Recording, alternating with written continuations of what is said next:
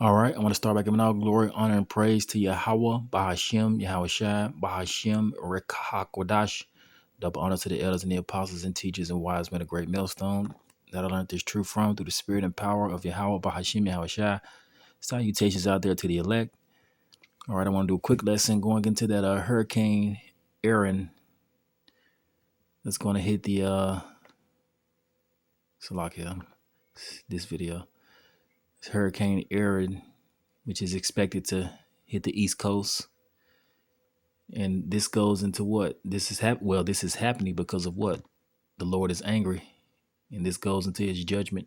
Let's start right here with this first scripture. This is Amos 3:6. It says, "Shall a trumpet be blown in the city, and the people be not afraid? Shall there be evil in the city, and the Lord have not done it?" You see? So the Lord is causing this storm. It's like this storm to occur, or this hurricane to occur, to hit, to hit the Gulf Coast. To hit the East Coast. And if there be any casualties that come out of this storm, then the Lord has something to do with it also. Let's get this other scripture right here.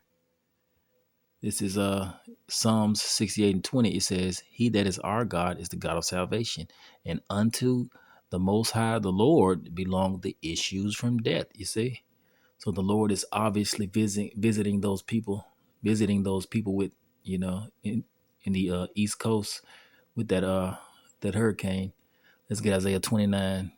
Let's read verse 6. It says, "Thou shalt be visited of the Lord of hosts with thunder, and with earthquake, and with great noise, and with storm and tempest, and with flame of devouring fire." You see? So the Lord is beginning to visit that area, which goes into his the judgments that he's gonna cause that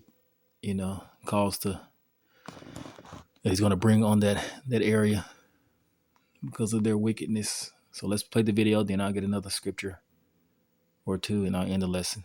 All right, let's play the video. Beautiful place out. It's one of my favorite spots anywhere in the Sunshine State. 88 degrees. You see some of those thunderstorms off in the distance, unrelated.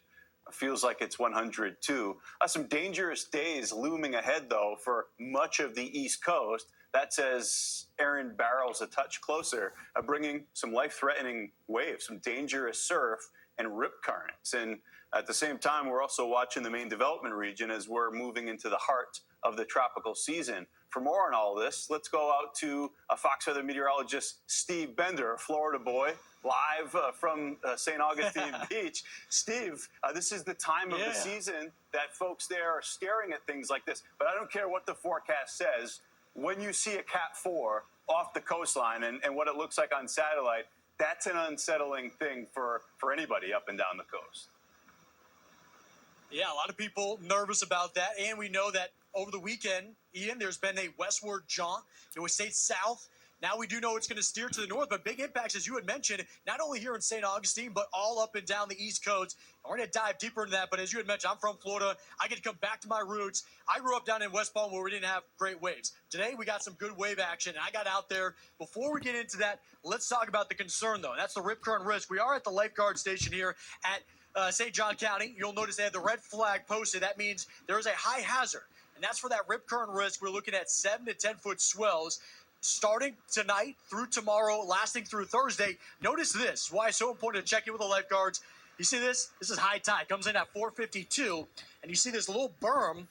They're saying there could be the potential the waves climb over that and start moving over the beach. We will be here on our show, your show, to show you that in action. But as I said, I got out in the water today. I wasn't the only one. I found this guy who's walking along the beach. Chris, good to meet you. Nice to meet you. You saw the waves today, and you said, I got to get out there. It's been a while, though. Walk us through what it was like out in the surf today. Well, definitely a lot of cardio. Yeah. I haven't done cardio, so it's done a lot of running. But as far as surfing, you got to be prepared while you're out there, especially when the waves are starting to build right now. It's a little bit whitewash. Come tomorrow morning, it'll clean up. Be really nice for any surf to come out, but definitely trying to get that cardio going. Yeah. Be ready and prepared. Hopefully, maybe even next week if that tropical storm comes up from the Caribbean. That's what we're watching.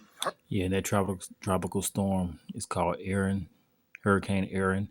It's going to hit that area. in the coming days. All right, let's play this video. Let's start this one. Okay. Stupid ad. I'm sick and tired of these ads. So like it's gonna play. All right, here we go. And welcome back to Live Now from Fox. I'm your host, Mike Page. Thanks again for joining us as we continue to bring you some of the day's biggest top stories. We want to talk again about Hurricane Aaron, once again picking up steam and intensifying now to a Category 4 hurricane, and that is prompting evacuations out in North Carolina, and it is really picking up some of the wind and waves, even in Florida. So that is where we go. And next we find Fox Weather's Steve Bender joining us here with the latest as Hurricane Aaron continues to pick up speed. Yeah, we're watching Aaron enter into the warmest water in the entire Atlantic. That's what's allowing it to stay at that Cat 4 strength, even though you have some wind shear that's starting to incorporate. But as you had mentioned, mandatory evacuations, that's for the Outer Banks. You had Hatteras Island that was evacuating today. Out of the latest advisory that just came in at the top of the hour from the National Hurricane Center, they are under a tropical storm watch, which means they anticipate tropical storm force winds in the next 48 hours. So that's likely to be Wednesday and Thursday, and a storm surge watch. So that's why they led to those evacuations, trying to get visitors out as quickly as possible. Residents forced to get out by tomorrow as well. What are we seeing here, though? I'm at the First Coast, St. Augustine, Florida.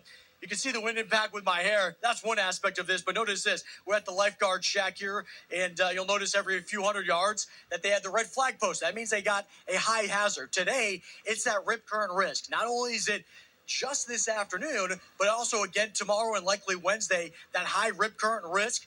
So something that we're looking at is the overall surf. Very rough out there.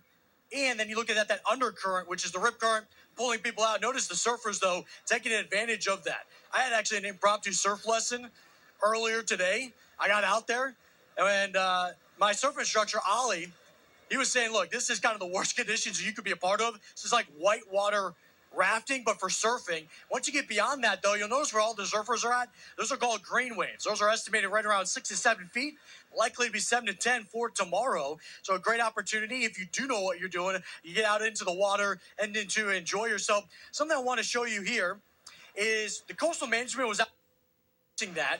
Also just the coastal erosion as this happens, because every wave that hits this takes a little more sand and brings it back out. So of inviting to get out there, but know your limit. We talk about the rip current risk. That is something that's going to be felt not only here, all the way in Florida, hundreds of miles away, up in the Carolinas, along the Jersey Shore. It continues to have a massive impact all up and down the East Coast. And again, the core is likely to stay offshore this entire time. So impressive what we have seen out of the first hurricane of the year as a Cat 5 over the weekend, and now still remainder as a Cat 4. So we'll be watching. Yes, a Cat 4, a Category 4 is coming, and that's due to the Lord. You see, He's beginning to visit that area. Let's get another scripture. Let's say mighty and strong, Slovakia, strong one. All right, this is Isaiah 28. And 2, it says, behold, the Lord have a mighty and strong one, which as a tempest of hail and a destroying storm. That's what a hurricane is. It's a destroying storm, as a flood of mighty waters overflowing. You see, so those tides are gonna be more. They're gonna reach a greater height. You see, as a mighty flood. As a flood of mighty waters overflowing, it says, shall cast down to the earth with the hand. You see, so the Lord is going to stretch out His hand over the East Coast, and if there be casualties, a lot of casualties, or a lot of buildings and whatnot get destroyed, it's all due to the judgment of the Lord. Let's end with this scripture right here in Wisdom of Solomon. Wisdom of Solomon 12. Let's read a little bit of this. Wisdom of Solomon 12, let's start at verse 1. It says, for thy incorruptible spirit is in all things, Therefore, chastiseth thou them by little and little that offend. You see, so that's Hurricane Aaron is going to affect the East Coast because the Lord is sending His judgments. He's stretching forth His hand over that area because of the people that offend. You see, that sinned. All right, it says, and warnest them by putting them in remembrance wherein they have offended. You see, that leaving their wickedness they may believe on thee, O Lord. You see, and these heathens, they're gonna know that the Lord is the true power. You see, in the end, they're gonna find out that their idols can't save them. All right, it says, for it was thy will to destroy by the hands of our fathers both those old inhabitants of thy holy land. You see, which were heathens, these other nations.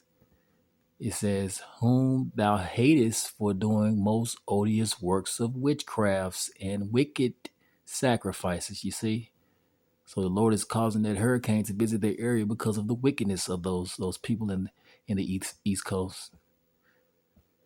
You see, it says, and also those merciless murderers of children and devourers of men's flesh, and the feast of blood, and the feast of blood, with their priest out of the midst of their idolatrous crew, and the parents that kill with their own hands souls destitute for help. You see, all goes back to what? Wickedness polluting the whole earth, and the Lord bringing judgment upon these upon the wicked.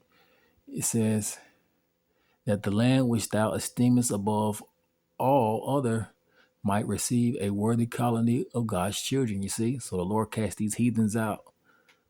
You know, cast the heathens out in the old times, little by little, so that the place, you know, that He had for His chosen people, for for the Israelites, it will be cleansed of all that wickedness, and He's going to do the same to America, Babylon the Great. You see, He's going to afflict. He's going to chastise you heathens little by little that offend. And then in the end, the divine kingdom is going to come. And the Babylon the Great is going to be destroyed. All right, I'll end the lesson here. All praises to Yahweh, Ba'ashem Hashai, Ba'ashem Rikakwadash. All right, Shalom.